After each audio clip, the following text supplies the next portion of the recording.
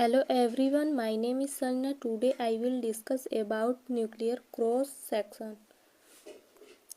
Nuclear cross section एक important parameter होता है जिसमें न्यूक्लियर रिएक्शन की प्रोबेबिलिटी को बताया जाता है। यह टू टाइप से स्कैटर्ड होता है, इलास्टिक स्कैटरिंग और एक in elastic scattering.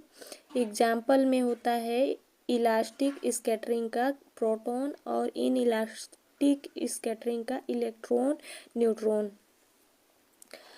Nuclear cross section को मिली बार्न एंड माइक्रो बार्न में मेजरमेंट किया जाता है। इसका यूनिट 1 बार्न 10⁻⁻24 सेंटीमीटर स्क्वायर या 10⁻⁻28 मीटर स्क्वायर होता है। यह वह कैरेक्टरिस्टिक एरिया होता है जिसमें पार्टिकल के टकराने पर रिएक्शन होता है। न्यूक्लियस की जियोमेट्रिकल एरिया के इक्वल πr² नहीं होता। r रेडियस ऑफ न्यूक्लियस होता है। इससे यह स्पष्ट होता है कि incident particle nuclear cross section पर हिट करता है तो न्यूक्लियर रिएक्शन होता है।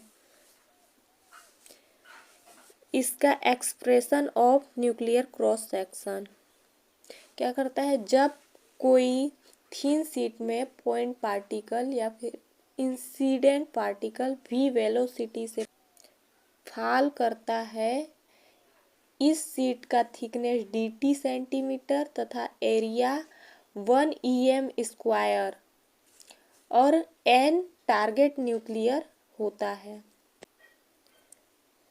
स्ट्रक्चर देखेंगे, इसमें क्या होता है कि जो अटैकिंग पार्टिकल होता है वह न्यूक्लियस के टकराने पर ही रिएक्शन करता है। यदि नहीं टकराता है, बाहर चला जाता है तो रिएक्शन नहीं होती।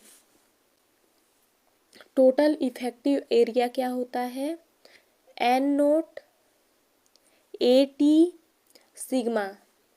n0 क्या होते हैं, न्यूक्लियर होता है, A क्षेत्रफल, T क्या होता है, थिकनेस होता है और सिग्मा क्या होता है कि न्यूक्लियर क्रॉस सेक्शन होता है। अब प्रोबेबिलिटी ऑफ रिएक्शन पर पार्टिकल होगा तो क्या होगा, टोटल इफेक्टिव एरिया को टोटल जियोमेट्रिकल एरिया से डिवाइड किया जाता है जिससे प्रोबेबिलिटी निकलती है। इंसिडेंट पार्टिकल की संख्या क्या, n सेंटीमीटर और incident flux nv centimetre square second होता है। जब प्रोबेबिलिटी और इंसिडेंट फ्लक्स को इनटू कराया जाता है तो क्रॉस सेक्शन की वैल्यू निकलती है। Thank you.